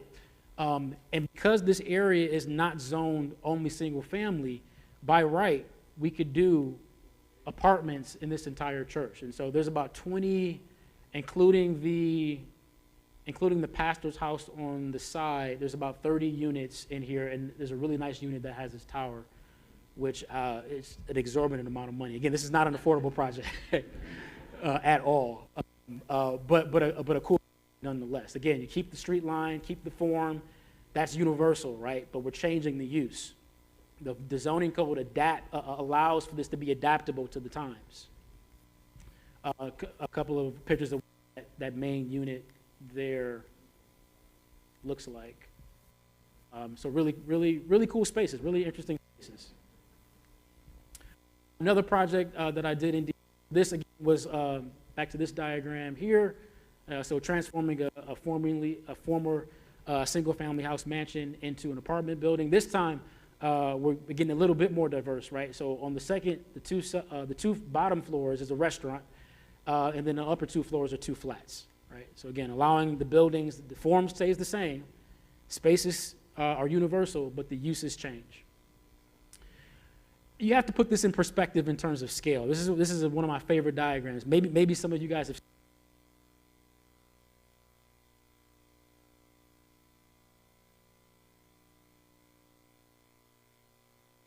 be built.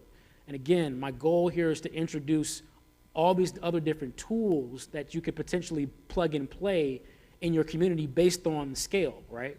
And the other thing I want to mention here is not only are we introducing a diversity of building types, but we're now potentially venturing into a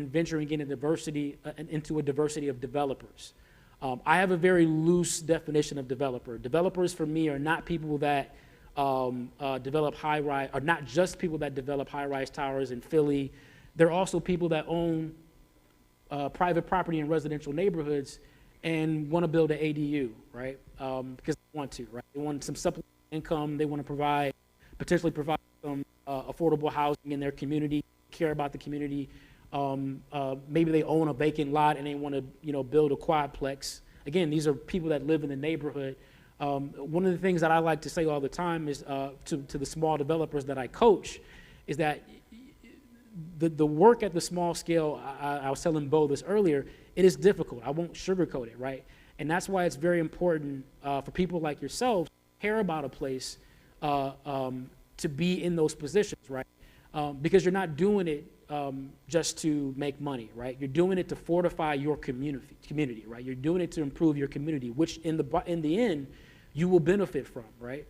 But the people that are developing this stuff, they're not concerned with this stuff. They're not concerned with the duplexes and the affordable housing and the ADUs, right? They're not concerned with that, right? But the people that live here are. The people that live in this fabric, they're concerned with this stuff. And again, this is the stuff that in a lot of places, Detroit being one of them, have zoned out a lot of this other fabric from being legal in some places within the city, right? And that's changing gladly, allowing developers like myself and other regional developers to do some pretty awesome stuff that's needed, expanding the sort of market both on the commercial end and at the residential end. So the point here being that when you allow for a wider range of developments, you could potentially allow for a wider range of developers, both at the large scale, but more importantly, where I'm focused at in this sort of medium to small scale stuff. This is the stuff that fortifies towns and villages and boroughs and cities and neighborhoods, and has done for, uh-oh, I got some battery issues here. Uh-oh. I was on a roll, too.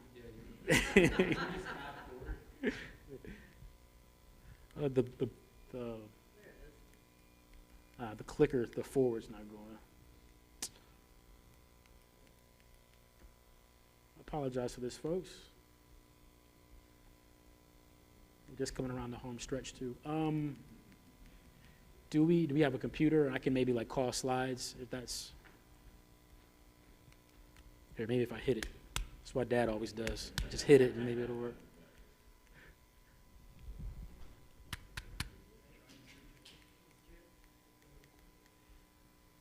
Awesome. All right. I'm sure we'll get it going here quickly. Let's see. I can go with the flow as we get the technical difficulties situated and fast forward here. Just to see where I was going.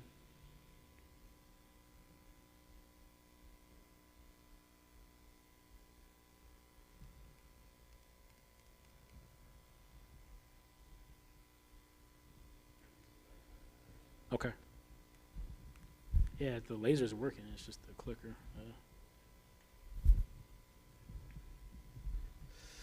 We're almost done, I promise. Hopefully you guys are learning and enjoying, and hopefully ask some questions. I love questions.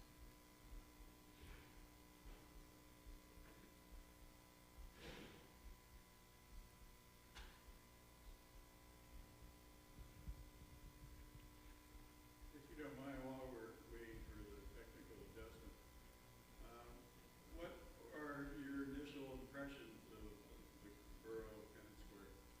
I love it. I love small towns. I work in a lot of small towns in Michigan, mainly Albion being one of them, that are sort of recognizing some of the issues that their current regulation has and trying to figure out what are the adjustments that are right for them. I think Kennett Square has some beautiful fabric. Main Street's beautiful. I love the different buildings. I tend to like these small towns that have a lot of hills because they really have these really interesting basement components to them. But really interesting urban fabric on Main Street. A couple of buildings that are obviously a couple 100+ years old, but have been reinvented. There was a co-working space that Bo took me to that I thought was fabulous. I thought that was absolutely amazing. But then again, when I got into the neighborhoods, again, you start to see, forgive my ignorance, I'm not familiar with the zoning code of Kennett Square, but again, you start to see those remnants of, stuff that was built probably before the 20s and 30s, sort of scattered throughout the rest of Kennett Square. But so far, I've loved the experience. I loved it.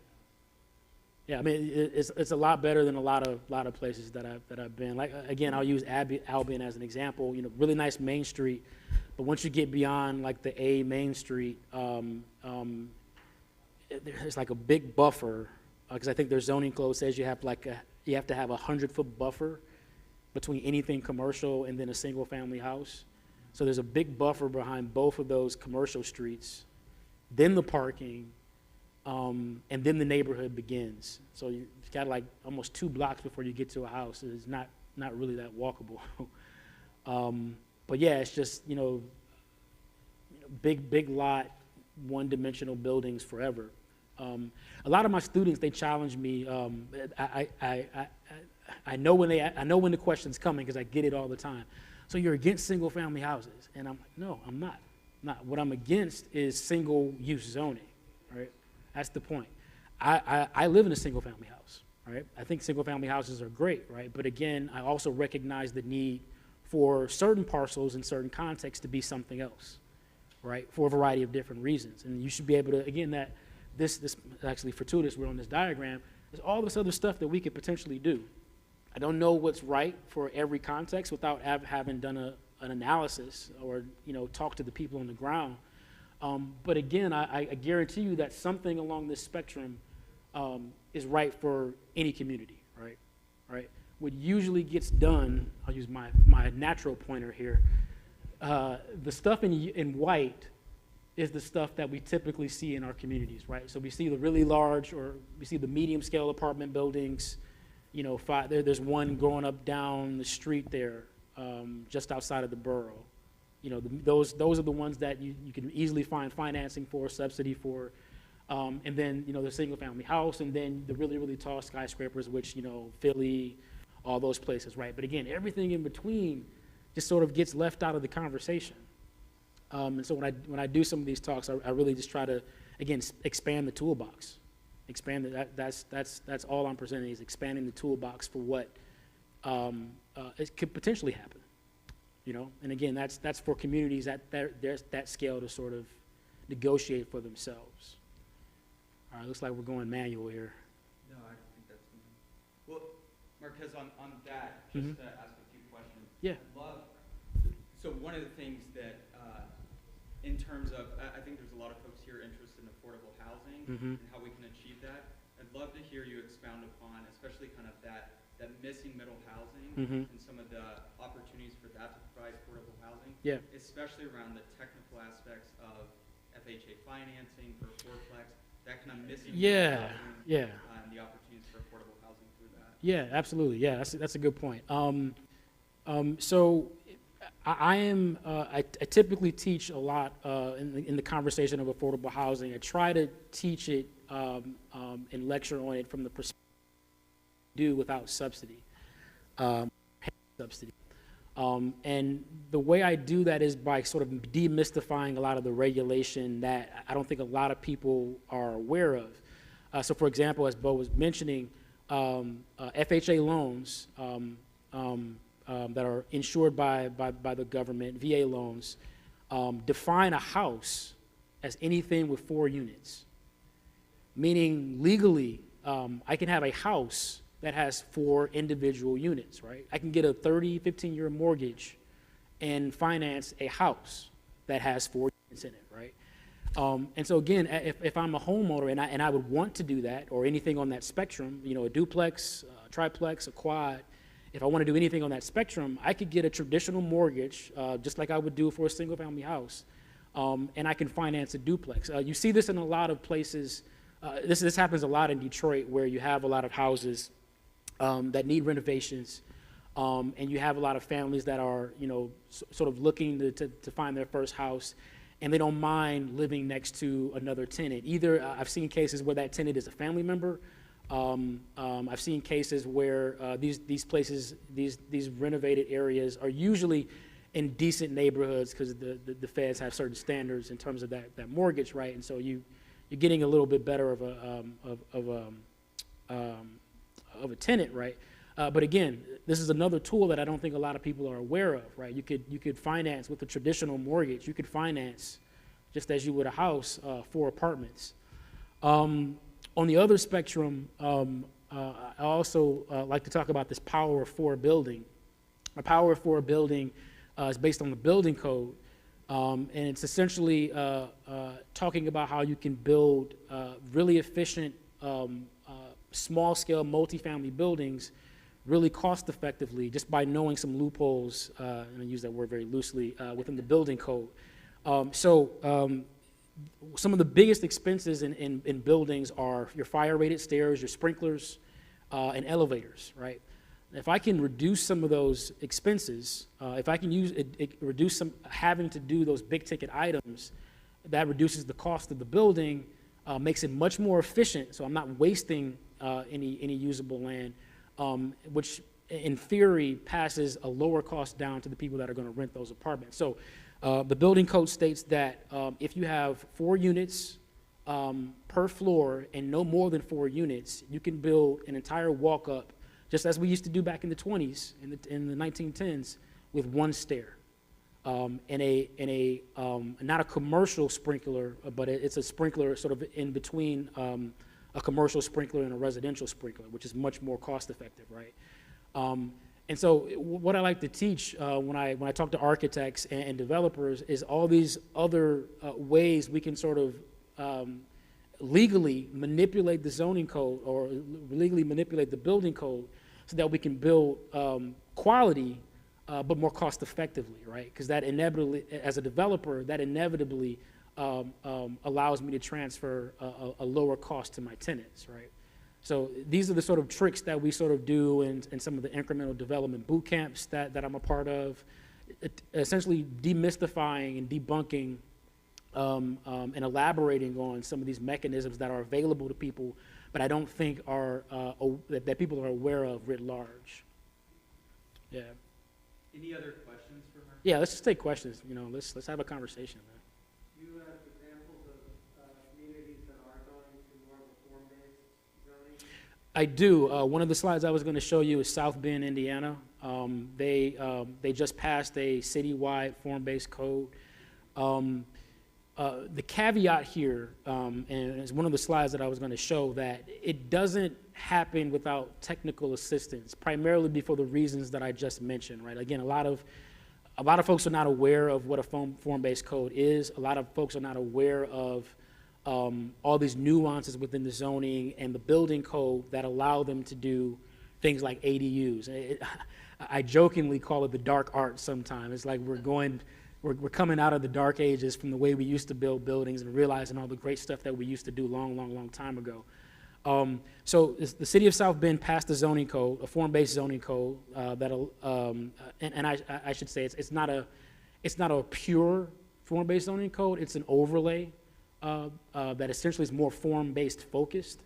But essentially what happens in that overlay is these wider range of uses, and then these sort of street characteristics that are required, many of which the city is going to do, but then, what is that sort of treatment of the building when you build it out, right? It's defining those things. And essentially what it does is just open up a wider range of uses.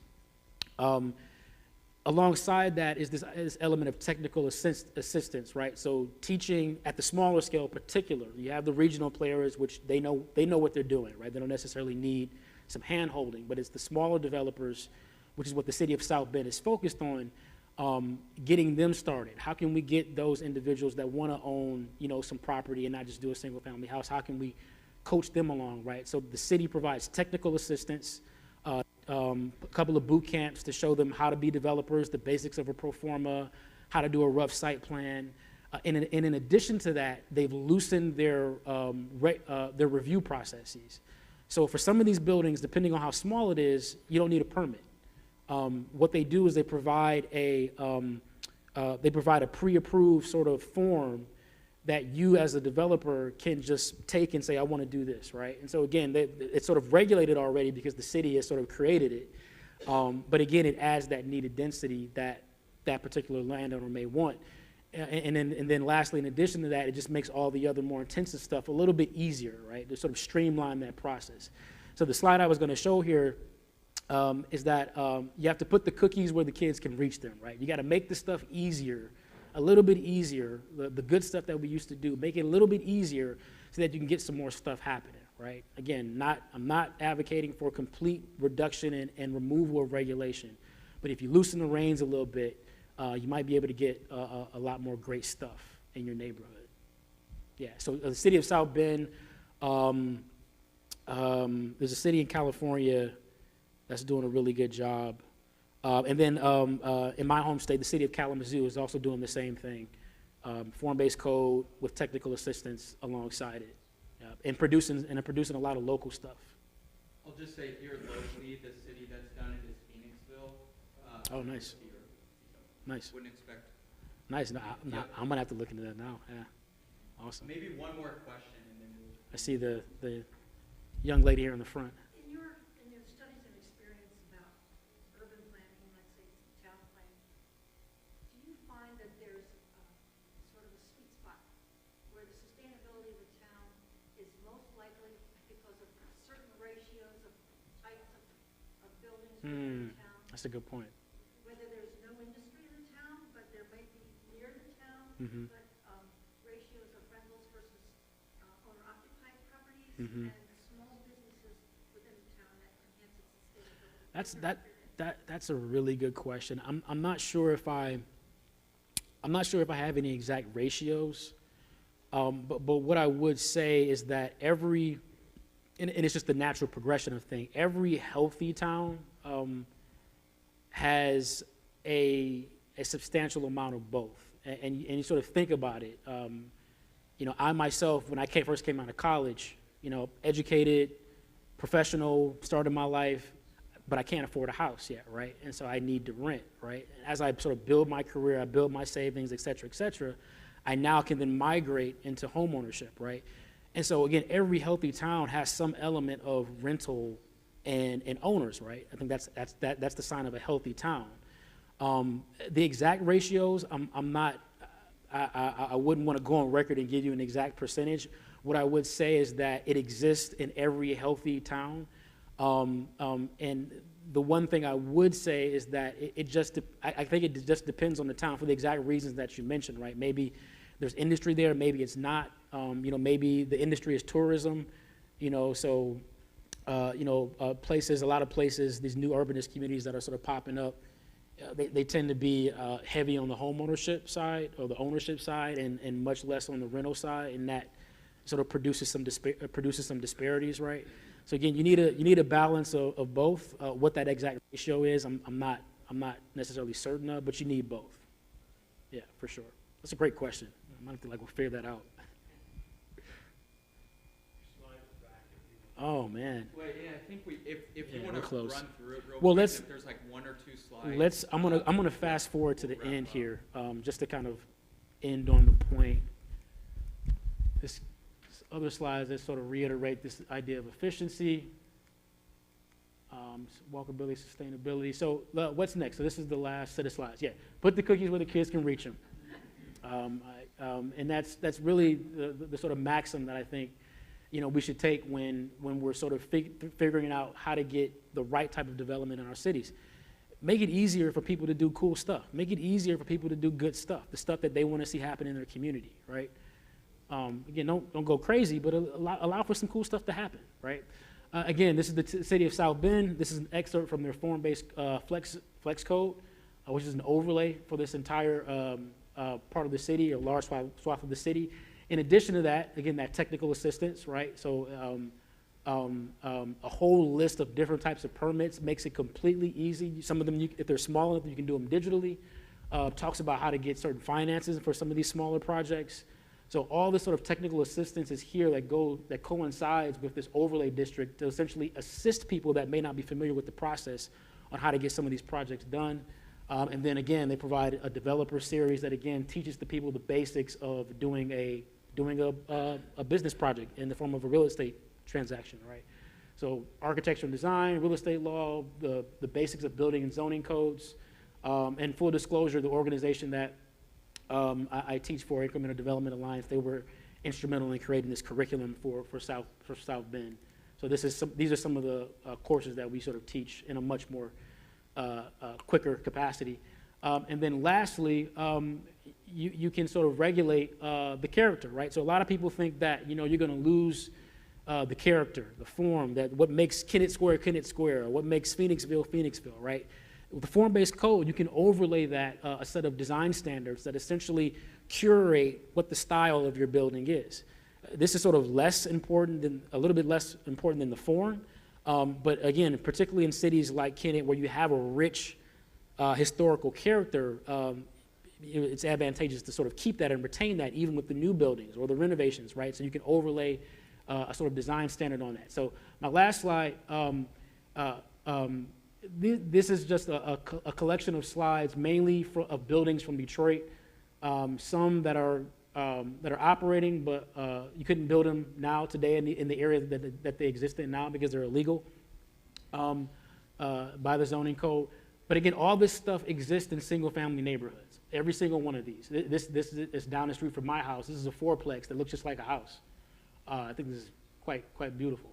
All this stuff is in single-family neighborhoods. So again, when you allow your zoning code to be a little bit flexible, you expand the amount of possibilities and potential solutions that you can apply to your city, again, to solve some of the more contemporary and modern issues that we deal with in our cities today. And with that, yep, I'm gonna leave it there. I thank you guys for your time. Thank you for listening. I really appreciate it. Well, if you can all hear me, thank you so much, Marcus. And Marcus was a trooper for the technical difficulties, and thank you all for your patience. Real quickly, we have 2 things left. They're both very brief. I want to invite Christina Norland up. The purpose of this speaker series, I said it 2 weeks ago, is to kind of just create a common language to discuss some of the common problems that we have and build common solutions. And our partner tonight, Square Roots Collective, is doing just that. They're going to take just 2 minutes to kind of touch on some of the ways that they're doing that, and then we'll announce the winner of the placemaker competition. Hi, everybody. Thank you so much for spending your Thursday evening with us. And I want to say again, thank you to Marques King for all your insights tonight and sharing all of this with us. As Bo said, my name is Christina Norland. It's up there in big letters. I lead the Kennett Trails Alliance, which is an organization that's part of Square Roots Collective, and I also focus on our community engagement work. So in this whole series, we've been talking about how we build matters, which is, largely focused on the built environment and our space and what we want for our town. I've been asked to talk a little bit with you about a new community project, which is also about how we build, but it's about some more intangible things. And specifically, it's about one of the key foundations of community, which is collaboration. And really about how we build connections with each other, how we listen to each other, and how we come up with a shared vision of what we want for our community as we go forward. So this new community project is called How We Collaborate Matters. I think I can use this. There we go.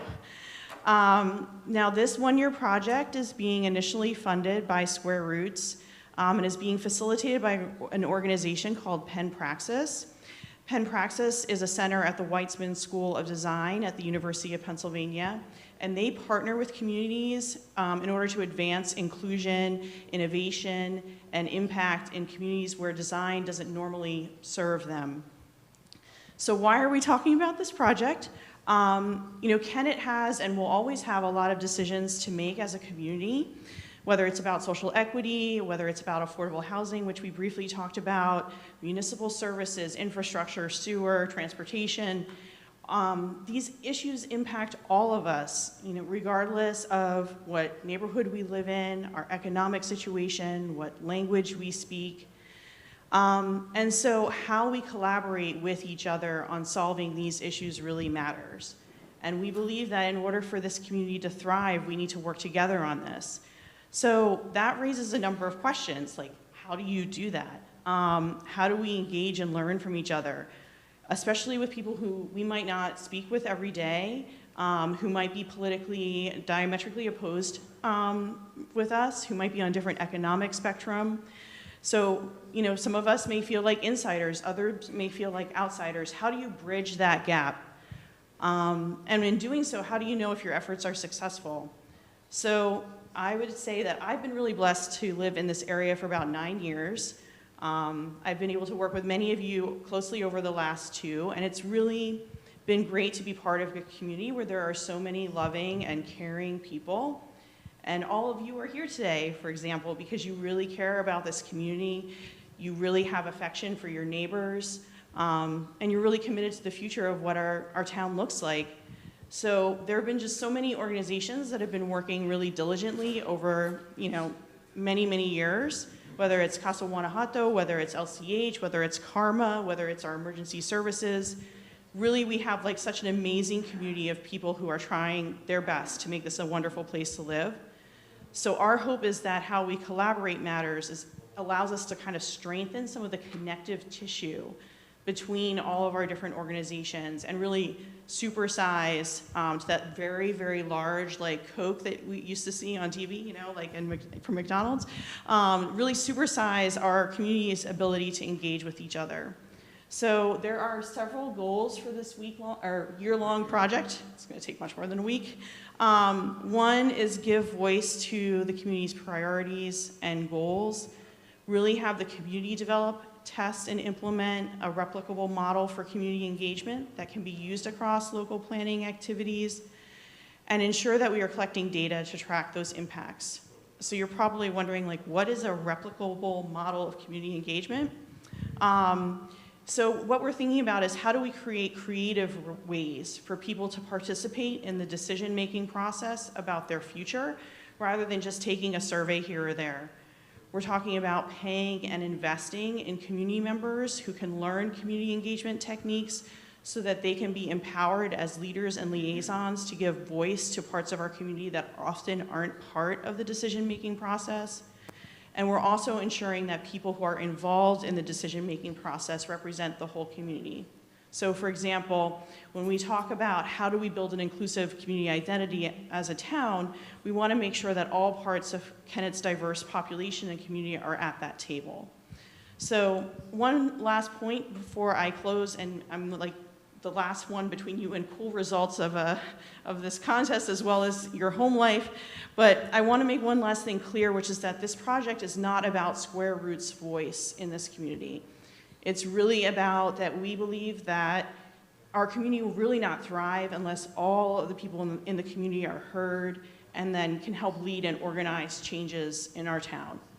So at the end of this study, all of the techniques and the data that come from this project will be available for the community and its organizations to use in their decision-making and project management, engagement. It's already underway. We've had over 60 people be part of initial advising of this project to date. So I'm happy to talk about the details of this further. Or if you want to know more, or if you want to get involved, the website's up here at the bottom of the screen. You can also go to ksqroots.com and look up collaboration and find out more. And there's ways to interact with us on the website. I really appreciate your time, and I'm going to turn it over to Bo. Again, thank you.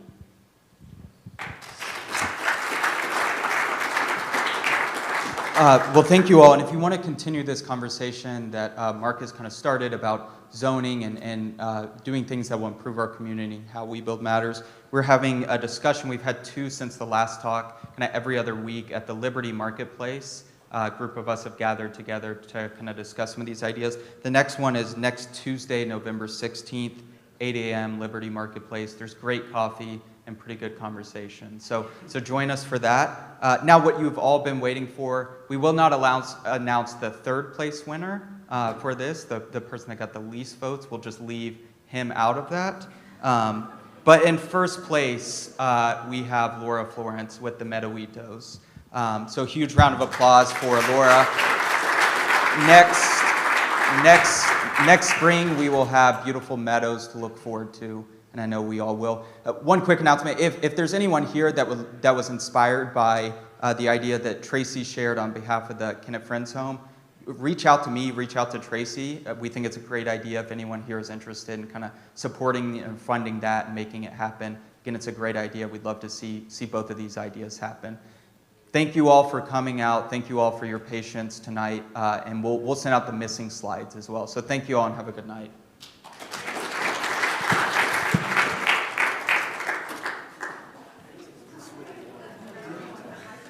Thank you for last time we had 0 technical. Thank you so much. Yeah, good to see you again.